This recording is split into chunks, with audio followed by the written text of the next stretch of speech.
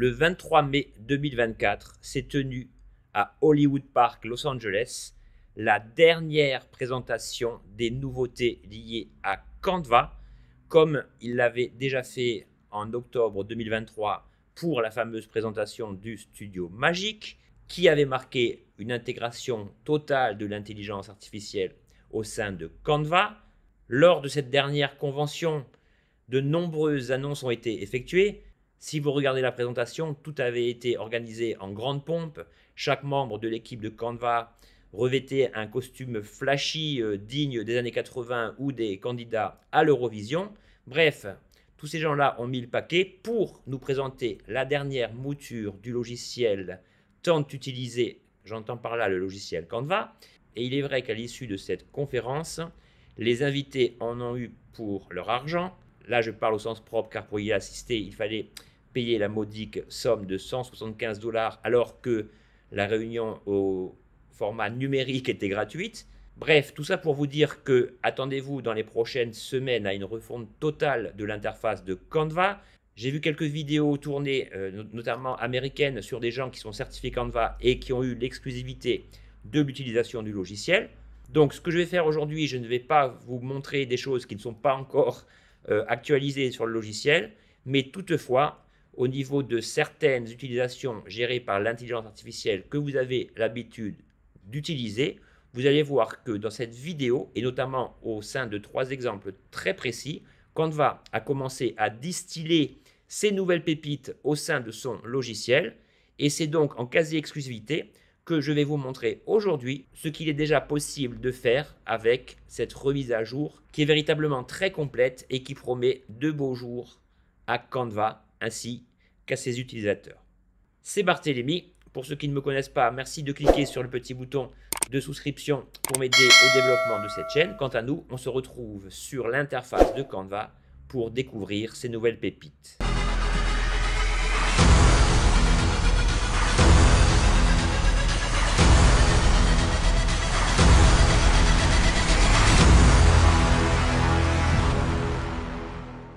Vous pouvez donc regarder la présentation dans son intégralité, elle dure environ 1 heure.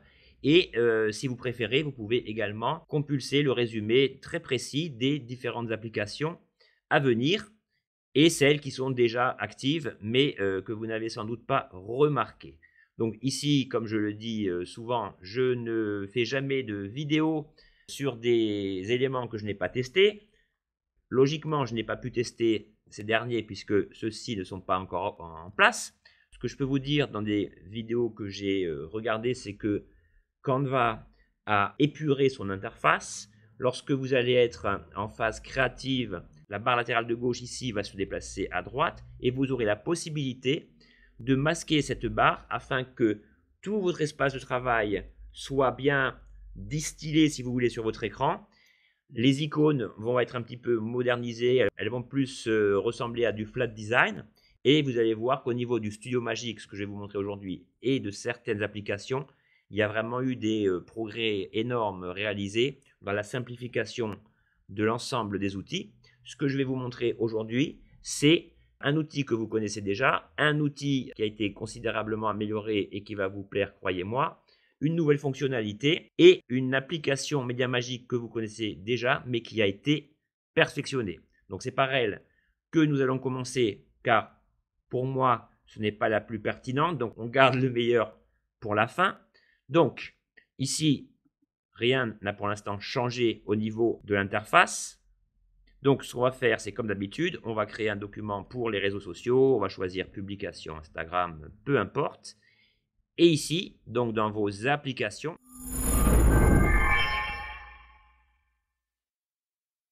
il suffit de taper sur Média Magique, que je vous ai déjà présenté dans de nombreuses vidéos, que je vous mets en lien en dessous de cette vidéo. Donc vous pouvez trouver Média Magique ici. Donc déjà on remarque que son icône a changé. Donc vous savez que Média Magique c'est du texte to image, c'est-à-dire qu'à partir d'un prompt, celui-ci vous génère une image. Donc ça, vous connaissez la méthode et je ne vais pas revenir dessus. Et bien maintenant, on peut faire exactement la même chose pour des illustrations. On pouvait déjà le faire pour des vidéos, je vous avais fait un petit tuto que je vous mets également en lien en description. Mais maintenant, au niveau des illustrations, ce qu'il y a de bien, c'est que si vous avez des petites vignettes, des petits stickers, c'est vraiment pratique. Donc, vous voyez les modèles que vous pouvez générer. Donc ici, je vais vous montrer ça très rapidement. Admettons que vous ayez besoin d'un sticker, par exemple, qui représente une, je ne sais pas, une bouée, par exemple, pour votre magasin de location de bateau. On va taper bouée rouge et blanche, dans un style sticker dessiné à la main, générer des illustrations.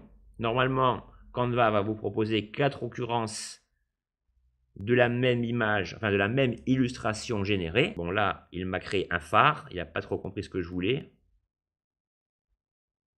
Voilà, donc vous voyez que le résultat est plutôt sympathique, donc ça vous crée des images transparentes. Si je change le fond de ma zone de travail, on voit bien que celles-ci sont détourées, donc vous pouvez vraiment adapter ça comme vous voulez. Vous pouvez faire des petits logos très pratiques, très rapides. Donc ça, c'est la première nouveauté que je voulais vous montrer. Donc ça, vous essayerez, hein, ça ne demande pas non plus de longues démonstrations. On va essayer un autre essai avec un effet chromé. Tout marche très bien, comme vous le voyez. Alors ici, quel aspect vont avoir mes différentes bouées? Donc là, bon, j'aurais peut-être dû taper le prompt en anglais hein, pour la précision, parce que là, vous voyez, ce qui m'a généré, ça ressemble pas trop à des bouées. Je ne sais pas trop ce que c'est d'ailleurs. Donc on va essayer quelque chose de radicalement différent. On va lui dire un logo de dalmatien vu de face. Et on va voir dans les styles proposés ce qu'on peut avoir. Donc vous voyez, quand même, il y a pas mal de choses. Hein. J'ai testé l'esquisse, ça rend pas mal. Donc là, on va prendre un style graphique, non, un style autocollant. Comme ça, on aura cette espèce de contour épais en blanc. Et on va voir si mon logo de dalmatien vu de face va se générer correctement.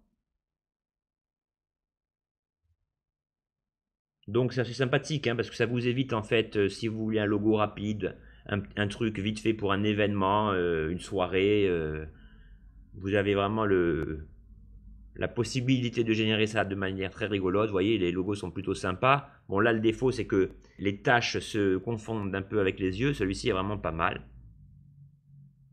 Voilà.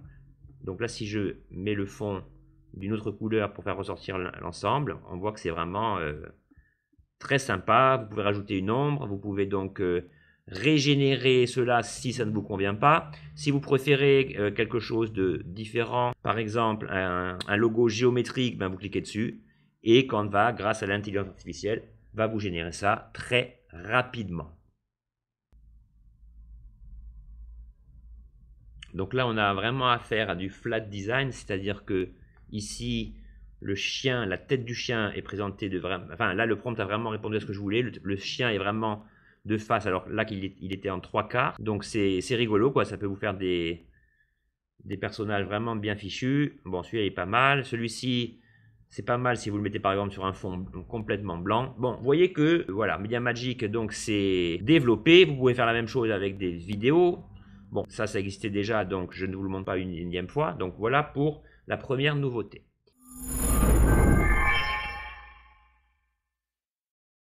Je vais créer une seconde page. Et ici, je vais vous parler d'un outil que vous connaissez déjà, mais dont l'amélioration apporte vraiment quelque chose de super important. Donc pour ce faire, nous allons prendre une photo. Je vais taper Miami Beach. Je vais prendre une photo sur laquelle j'ai déjà travaillé, voilà celle-ci par exemple. Donc cette photo, voilà, elle nous montre hein, donc une plage de Miami avec une, on va agrandir, hein, voilà. Ça, vous savez normalement comment ça fonctionne, donc il y a plusieurs éléments derrière, etc. Donc voilà, c'est ce que je veux. Donc j'ai la cabine en premier plan, mes immeubles en second plan. Donc là, vous savez que pour déclencher le fameux studio magique dont nous avons tant parlé ensemble en octobre 2023, il suffit de cliquer sur votre image, de cliquer sur modifier. Ici apparaissent donc les différentes fonctions liées au studio magique, pardon. Et donc là, il y a la capture magique. Donc vous allez me dire, oui, mais la capture magique, ça existe depuis le début. Oui, mais vous allez voir que l'amélioration qui a été apportée est vraiment très très importante. Donc là, je clique sur capture magique. Donc ici, sur l'ancienne version, lorsque vous cliquez sur capture magique, cela me sélectionnait l'objet principal pour me le rendre indépendant de son fond. Ici, regardez bien, c'est différent. Ici, vous pouvez choisir soit la cabine en premier plan, soit l'immeuble que je veux, soit celui-ci, soit celui-là. Ça veut dire qu'en fait, alors qu'il y a quelques jours, du coup, Canva choisissait l'objet qu'il voulait lui-même sélectionner pour soit le supprimer, soit en faire autre chose. Ici, si vous choisissez l'option au clic, on va voir comment ça fonctionne, je peux donc sélectionner ma cabine. Donc vous voyez que la sélection a l'air vraiment correcte. Ici, je valide en cliquant sur capturer.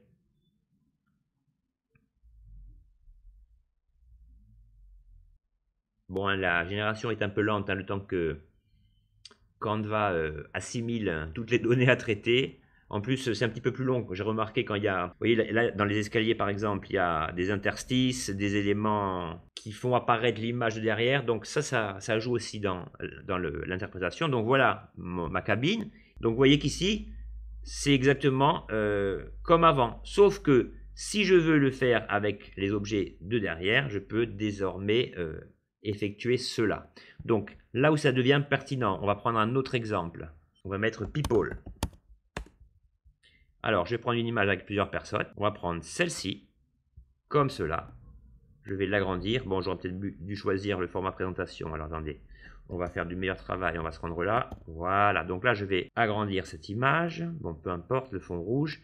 Et là, en fait, dès que je vais aller sur modifier l'image, admettons que je veuille intervertir deux personnages, et bien maintenant, je peux le faire. Alors qu'à l'époque, Canva nous aurait sélectionné l'ensemble des personnages en premier plan, et donc on n'aurait pas pu les séparer. Enfin, on aurait pu le faire en bidouillant, mais pas d'un coup comme on peut le faire ici. Donc là, je vais intervertir la fille à droite avec le bonhomme de gauche. Donc, même chose, capture. Je clique sur la personne. Alors là, il risque d'avoir, je le remarque, un petit problème. C'est que vous voyez, si je clique sur le bonhomme, il ne me prend pas la chaise. Donc, regardez, ce que je fais, c'est que je clique sur la zone qui n'a pas pris en compte et Canva me la rajoute automatiquement. Il comprend qu'en cliquant une seconde fois, cela agit comme une sorte d'addition de la partie qui n'était pas prise en compte par défaut. Donc là, je clique sur capturer. Et bien sûr, l'avantage de cette technique, c'est que Canva restitue l'arrière-plan. Ok, donc regardez bien. Maintenant, si je prends mon bonhomme, vous voyez, alors là, il m'a à moitié obéi. Vous voyez, il reste encore un petit bout de chaise. Donc, on va essayer une autre option avec la fille pour voir si cela est un petit peu plus précis. Donc, je clique sur l'image. Je clique sur modifier l'image.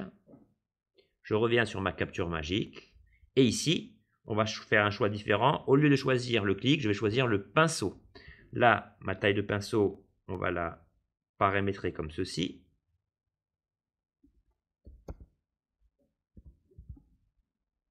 Donc là, ne vous inquiétez pas si vous ne voyez plus le bonhomme, ce n'est pas une erreur de ma part, mais lorsque vous extrayez un personnage, eh bien, Canva crée une sorte de zone de bac à sable en fait qui est différente de votre espace de travail classique. Et ce n'est que lorsqu'on va valider que Canva va nous restituer l'image d'origine, plus l'image du bonhomme et plus l'image de la fille. Ça veut dire en fait que chaque fois que vous allez détourer un objet différent issu de la même image et que vous allez aller dans vos calques, comme je vais vous le montrer ici, eh bien vous aurez 3 images. Enfin 4 parce que là j'ai mis un fond qui n'était pas d'origine. Ok?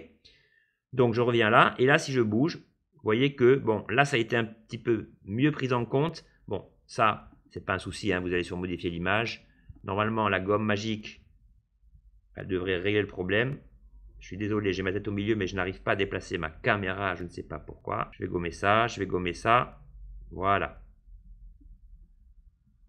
Je valide l'effacement. Je reviens en arrière. Et voilà donc mon bonhomme, la jeune fille. Je fais comme ça. Voilà, regardez. Hop. Hop. Donc là, évidemment, il y a un truc qui ne va pas, mais ça, ce n'est pas un problème. Vous faites retourner, retourner horizontalement, retourner horizontalement, et voilà, votre photo modifiée en un minimum de temps. Là, c'est vrai qu'il manque les pieds de la chaise. Bon, c'est pas très grave, on ne veut pas faire dans la perfection. Aujourd'hui, je vous montre une technique nouvelle vous la testerez, hein, donc quasiment en avant-première, en attendant que Canva sorte sa version définitive. Donc vous voyez que c'est très précieux, parce que là par exemple si vous faites ça sur un truc comme Photoshop, bon un petit peu moins maintenant parce que ça a été également approfondi, amélioré, mais à une époque le détourage vous aurait pris un temps considérable. Donc simplement quand vous faites ça, pour plus de réalisme, n'hésitez pas à rajouter des ombres que vous pouvez prendre dans les éléments, placer derrière le sujet, pour pas donner l'impression qu'il flotte dans l'air. Ok. Et donc là, dans le premier cas, l'intérêt de faire ça, par exemple, c'est que si vous voulez importer, par exemple, un palmier, comme ceci, qui est là en avant-plan, eh bien, le fait d'avoir extrait la cabane, vous pouvez, en faisant passer le calque en dessous, voilà, le faire passer, bon là c'est vraiment, eh bien voilà, vous pouvez le faire passer comme ça. C'est pas très joli, mais c'est vraiment pour vous donner une idée de l'utilisation, de la cohérence, de la pertinence de l'utilisation de cet outil. Donc voilà pour la deuxième grande innovation.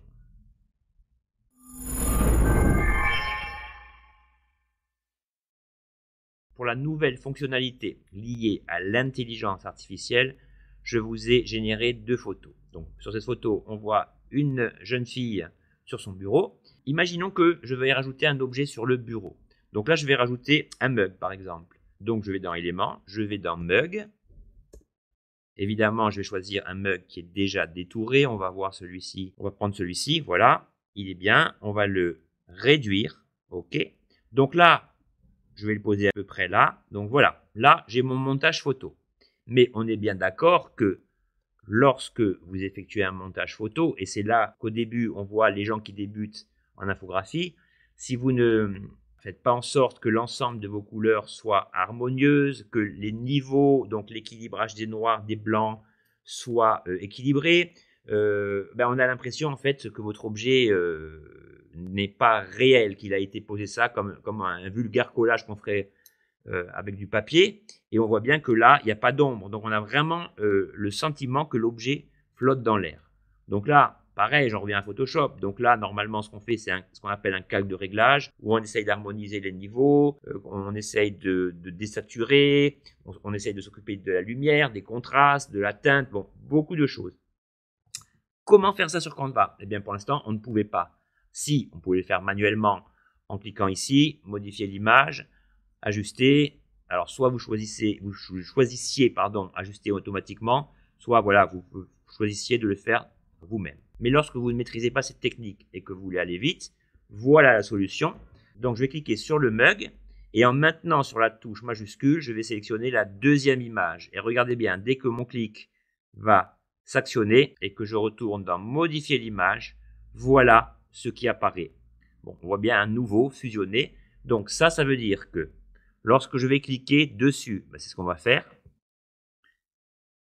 Canva va me fusionner les images. Ça veut dire que de ces deux images, il va n'en faire qu'une. Mais le but de cela, c'est que l'intelligence artificielle, comme je viens de vous l'expliquer, va analyser de manière générale la lumière, le sens des ombres et tous ces éléments pour que les deux éléments, désormais mariés à vie dans la même image, ne fassent qu'un. Qu'on n'ait pas l'impression, quand on regarde la photo, ah ben ouais, là, ça se voit trop que c'est un montage, que la tasse a été placée là. Alors, je ne vous garantis pas le résultat.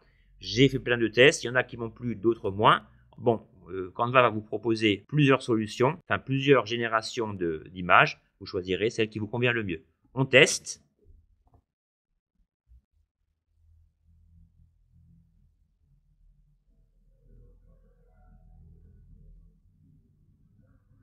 Alors, vous allez voir ça. Alors, vous voyez que déjà, ici, si je fais un petit zoom, les couleurs ont été un petit peu rééquilibrées. Et là, vous avez une ombre, même si elle n'est pas parfaite. Ah, voilà, là, c'est beaucoup mieux. Donc, vous voyez ici, le petit trait ombré qui n'existait pas. Ici aussi, alors là, pour voir laquelle va le mieux. Vous voyez, celle-ci est un petit peu plus foncée que celle-là. Et en plus... Attendez, je vais regarder celle-ci. Bon, celle-là, elle est pas mal aussi. Celle-là aussi. Mais en fait, celle que je préfère, c'est celle-là. Parce que vous voyez là, le tout est équilibré. L'ombre part comme ça. Là, on voit bien que la lumière derrière n'est pas très forte. Donc, vous voyez, même au niveau du calcul de l'ombre, eh bien, si la lumière vient dans le dos de la jeune fille, eh bien, dans ce cas-là, on voit que l'ombre arrive normalement dans ce sens, on le voit au niveau du coude. Donc là, ça a été parfaitement respecté.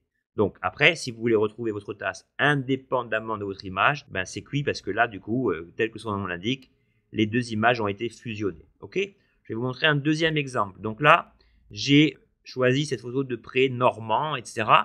Et qui dit pré normand dit vache. Or là, je ne vois aucune vache. Donc, on va essayer de voir si, en téléchargeant une vache, qu'elle soit normande ou pas, je ne suis pas spécialiste en bovin.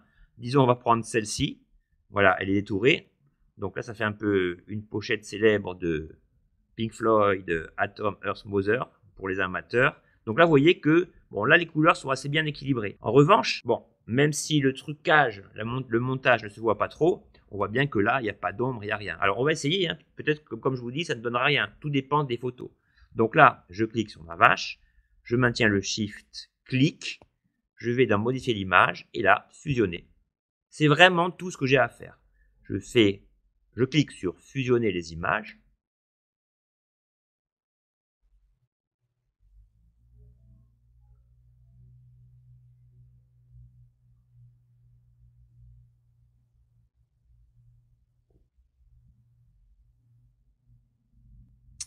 Testons. Bon, vous voyez déjà là, la teinte de la vache a changé.